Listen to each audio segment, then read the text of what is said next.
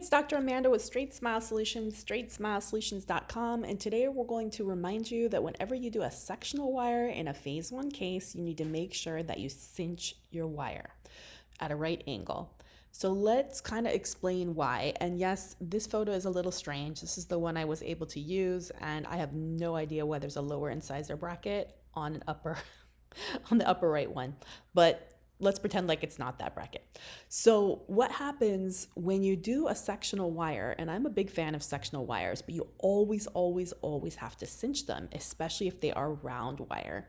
If they are heavy wire, well, then you might as well run them to the molars.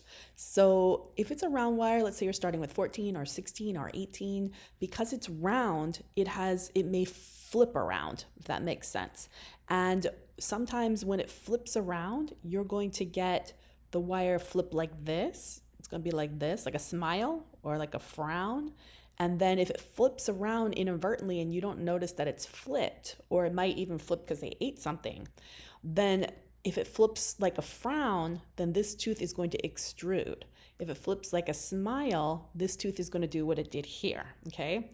This worries me less, but either way, it might kick it outside the bone, which is why it's really important that you cinch your wires in at a right angle.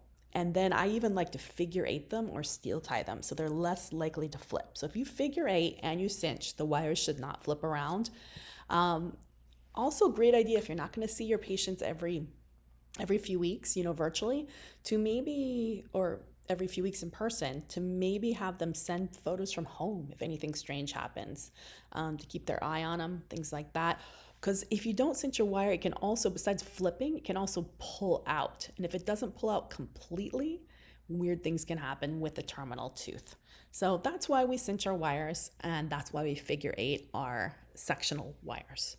And the reason why I don't do long span wires on light wires when there's a long span without teeth in phase 1 is that usually when they eat, it breaks brackets and it pulls out, and it tends to be very uncomfortable. So a sectional wire should be fine as long as you do it properly, but make sure you cinch. All right, thanks.